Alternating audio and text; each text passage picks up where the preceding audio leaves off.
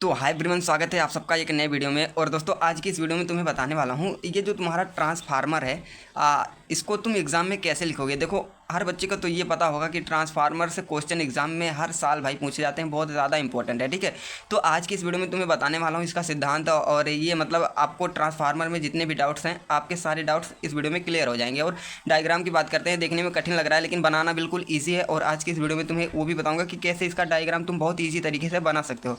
तो आपसे एक छोटा सा रिक्वेस्ट है कि वीडियो को पूरा वॉच करना। ठीक है, तो चलो दोस्तों, आज की इस वीडियो को शुरू करते हैं। बाकी मेरा नाम है अमर कुमार और आप देख रहे हैं आपका यूट्यूब चैनल।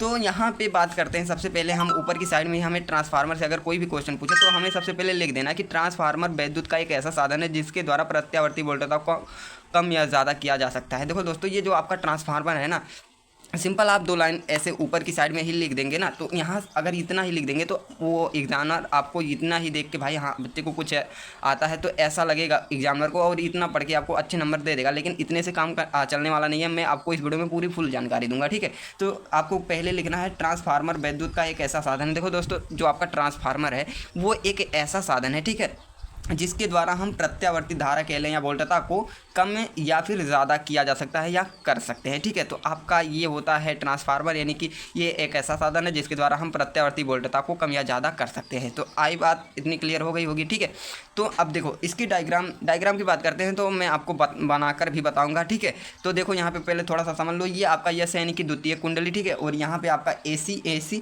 क्योंकि जो आपका ये ट्रांसफार्मर होता है दोस्तों वो AC करंट के साथ ही आपका कार्य करता है, DC के साथ नहीं करता है। तो यहाँ पे लिख सकते हैं AC, यहाँ पे इसलिए मैंने लिखा है। और यहाँ पे आपका लिखा है ना प्राथमिक कुंडली यानी P प्राथमिक कुंडली, और यहाँ पे द्वितीय कुंडली सेकेंडरी। तो आपको बनाना कैसे है, चलिए बहुत ही ईजी तरीके से मैं आपको बना कर भी दिखाता हूँ। तो सिंपली क्या करेंगे ना, मैं एक पेज ले लिया दोस्तों। अब यहाँ पे कैसे आपको बनाना है वो मैं आपको बताता हूँ। ठीक है, तो सिंपल आपको कैसे बनाना है, देखो एग्ज़ाम में आपको पेन से नहीं बनाना है, आपको बनाना है पेंसिल से। ठीक है, लेकिन मैं यहाँ पे आपको बनाता हूँ, मतलब दिखाने के लिए बना रहा हूँ। ठीक है, तो सिंपली क्या करोगे, आपको एक सीधे रेखा मतलब एक बॉक्स बना लेनी है। ठीक है, सो सिंपल मैं आपको यहाँ पे एक बॉक्स बनाता हूँ। तो आपको दोस्तों मैं बस बताने के लिए बना रहा हूँ, लेकिन आपको क्या करना है ना, अच्छे से बनाना है ताकि देखने में भाई अच्छा लगे। और दोस्तों मैं बताऊँ आपको, बहुत ज़्यादा इंपॉर्टेंट होता है ये आपका जो है डायग्राम। अगर आप डायग्राम बना देते हो दोस्तों, थोड़ा सा लिख देते हो, तो भाई साहब आपके पूरे मार्क्स यहीं से डायग्राम से मिल जाएंगे। क्योंकि डायग्राम आप बना दोगे तो एग्जामिनर को ऐसा लगेगा कि बच्चे को आता है, जब भी तो डायग्राम बनाया है। ठीक है, तो क्या करना है, एक बॉक्स बनाना है। ठीक है, और इसके बीच में भी एक बॉक्स बनाना है। तो कैसे बनाना है, यहाँ पे ऐसे कुछ कर देना है। ठीक है, मैं बता रहा हूँ आपको।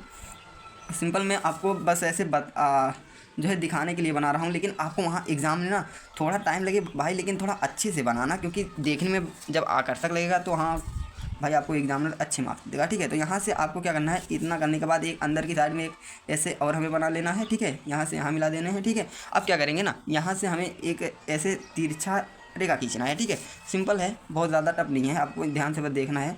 और यहाँ से हम क्या करेंगे, एक यहाँ पे कर देंगे। ठीक है, और यहाँ से थोड़ा सा और इस पे करेंगे, यहाँ से यहाँ इसको मिलाएंगे, और यहाँ से हमें एक सीधी रेखा इसको कुछ इस प्रकार से कर देंगे। ठीक है, और यहाँ से इसको हम मिला लेंगे, यहाँ से इसको मिला दिए। अब देखो ये आपका ऐसे कुछ बन जाएगा। अब क्या करना है, आपको यहाँ से क्या करना है, ये यहाँ से एक रेखी मतलब ऐसे ऐसे चिन्ह पार लेना है। ठीक है, तो इसके अंदर आपको ऐसे ऐसे बना देना है आराम से, कोई जल्दबाजी नहीं करना है। ठीक है, तो चलिए अब मैं जल्दी जल्दी से आपको बना के दिखा देता हूँ दोस्तों। तो यहाँ से आपको ऐसे मिला देना है। ठीक है, तो सिंपल आपको क्या करना है, बस ज़्यादा आपको दिमाग नहीं लगाना है, आराम से इसको ऐसे मिला देना है। ठीक है, यहाँ से इतना हो गया। अब ये जो आपने यहाँ पे किया वो नीचे की साइड में भी तो करेंगे, तो यहाँ पे भी ऐसे ही करना आपको। सिंपल क्या करेंगे, आराम से कर देना। आपको मैं बस जस्ट दिखा रहा हूँ, लेकिन आपको अच्छे से बनाना है। देखो इतना हो गया। तो दोस्तों यहाँ पे इतना बनाने के बाद अब देख सकते हो। अब देखो यहाँ पे क्या करना है आपको, देखो सेम वैसे ही बना है ना। अब क्या करना है आपको, यहाँ ऊपर बाहर से एक ऐसे लाइन खींचना है और यहाँ पे लाके छोड़ देना है। देन यहाँ से एक छोटा सा लाइन खींचना है। ठीक है, और ये आपका यहाँ से रहेगा और इसको अंदर से लेके जाना है। ठीक है, इसको अंदर से ले जाके यहाँ पे आपको ऐसे मिला देना है। ठीक है, इतना काम हो गया। अब क्या करना है, अब यहाँ से आपको तार से इसको जोड़ना है। ठीक है, तो तार यहाँ से ऐसे अंदर से ले जाके बाहर की तरफ ऐसे कर देना है। ठीक है, और ऐसे 3-4 बना देने हैं आपको। तो सिंपल आप देख सकते हो, ऐसे करके ऐसे यहाँ मिला दीजिएगा, ऐसे यहाँ पे। ठीक है, इतना काम होने के बाद आपका इसी तरह हम इस साइड भी करेंगे, ठीक है। तो यहाँ से क्या करना है आपको, यहाँ अंदर की साइड से एक लेंगे, ठीक है, यहाँ अंदर से, ठीक है, एक अंदर से लेंगे और यहाँ पे लाएंगे और इसको यहाँ से ऐसे थोड़ा बना देंगे, ठीक है। इसको यहाँ से मिलाएंगे और ये रहेगा आपका बाहर की साइड से, यहाँ से, ठीक। इतना कर लेने के बाद अब यहाँ पे आपको इसको भी तार से जोड़ना है, तो उसके लिए क्या करेंगे, यहाँ बाहर से लेंगे फिर अंदर की तरफ लेके जाएंगे, ठीक है। ऐसे ऐसे करके आप 2 3 4 जो भी बना सकते हो बना दीजिएगा, ठीक है। ऐसे बना देना है आपको। अब देखो प्रॉपर हमारा जो ट्रांसफार्मर है वो बन के रेडी हो गया है। अब क्या करेंगे, इसका थोड़ा सा नाम वगैरह लिख देंगे। तो यहाँ पे आपका ये होता है यस, यानी कि आपका द्वितीय कुंडली, ठीक है। तो यहाँ पे लिख देंगे द्वितीयक, ठीक है, द्वितीयक कुंडली। और ये आपका आता है पी, यानी कि प्राथमिक कुंडली, ठीक है। तो यहाँ पे लिख देंगे हम प्राथमिक, आपको अच्छे से लिखना है दोस्तों, प्राथमिक, ठीक है, कुंडली। और दोस्तों ये एसी के साथ जो है कार्य करता है, इसलिए हम यहाँ पे एसी लिख देंगे, ठीक है। तो इतना आपका डायग्राम है और कितना इजी है कितना इजी तरीके से आप बना सकते हो, सिंपल, बहुत ज़्यादा कोई टफ नहीं है, ठीक है। तो दोस्तों आपको ऐसी डायग्राम बनाना है, ठीक है। तो आशा करता हूँ आपको डायग्राम बनाना अच्छे से आ गया होगा, ठीक है। तो आप 1 2 बार कोशिश करेंगे तो आ जाएगा, ठीक है। और यहाँ पे अब बात करते हैं दोस्तों इसके सिद्धांत की। तो सिद्धांत में हमें क्या लिखना है, देखो यह दोस्तों ट्रांसफार्मर जो होता है वो अन्योन प्रेरण के सिद्धांत पर कार्य करता है। जो आपका ट्रांसफार्मर होता है यानी कि यह अन्योन प्रेरण के सिद्धांत पर कार्य करता है। और जो ये ट्रांसफार्मर होता है दोस्तों, यह प्रत्यावर्ती धारा के साथ ही कार्य कर सकता है, दृष्ट धारा के साथ नहीं। मतलब दोस्तों ये एसी करंट के साथ ही कार्य कर सकता है, इसलिए मैंने एसी लिखा है। दृष्ट धारा के साथ नहीं कार्य करता है तो इसलिए मैंने डीसी नहीं लिखा है। यानी कि हम इसको ये नहीं लिख सकते हैं, लेकिन ये प्रत्यावर्ती धारा के साथ कार्य करता है तो एसी आपको लिखना ज़रूरी है, ठीक है। तो इतनी बात समझ में आ गई होगी। क्या लिखना है हमें सिद्धांत में, सिंपल, यह अन्योन प्रेरण के सिद्धांत पर कार्य करता है और यह प्रत्यावर्ती धारा के साथ ही कार्य कर सकता है और दृष्ट धारा के साथ नहीं। तो इतना आपको लिखना है सिद्धांत में, ठीक है। अब बात करते हैं कि ये इसके प्रकार। तो ये दोस्तों जो कार्य के आधार पे हमारा जो ट्रांसफार्मर होता है दोस्तों, वो कितने प्रकार का होता है, 2 प्रकार का, ठीक है। जो हमारा जो ट्रांसफार्मर है वो कार्य के आधार पर दोस्तों ट्रांसफार्मर 2 प्रकार का होता है, ठीक है। तो कौन कौन सा ट्रांसफार्मर होता है, चलिए उसको जान लेते हैं अपन लोग। तो पहला तुम्हारा आता है ऊंचाई ट्रांसफार्मर। अब देखो ऊंचाई मतलब उच्च मतलब ऊपर और ऊंचाई मतलब नीचे, यानी कि आपका जो ये ऊंचाई ट्रांसफार्मर है ऊपर से नीचे की, नीचे से ऊपर की ओर, ठीक है। तो यहाँ पे देखो ट्रांसफार्मर क्या है, ऊंचाई ट्रांसफार्मर क्या है, यह निम्न प्रत्यावर्ती वोल्टेज को उच्च प्रत्यावर्ती वोल्टेज में कन्वर्ट करता है। यहाँ पे सॉरी ये लिखना भूल गया था मैं।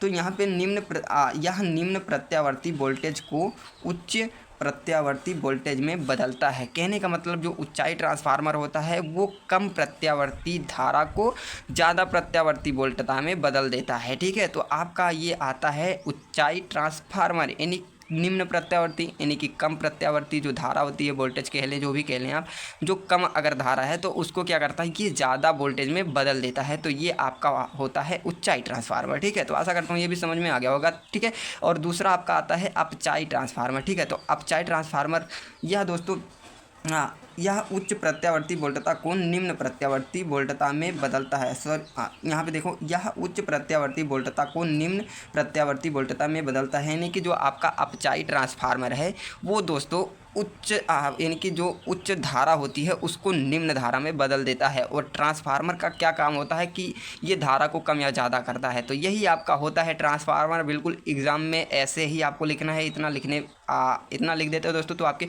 पूरे मार्क्स यहाँ से मिल जाएंगे। यहाँ पे आपको मैं आशा करता हूँ आपको यहाँ से कोई भी डाउट्स नहीं रह जाएगा अब, ठीक है। और स्क्रीनशॉट लेना चाहते हो तो दोस्तों यहाँ से ले सकते हो। बस आज के लिए बस इतना ही था और मिलते हैं एक नेक्स्ट वीडियो में। तब तक के लिए दोस्तों जय हिंद, वंदे मातरम। और वीडियो को लाइक करके जाना, ठीक है।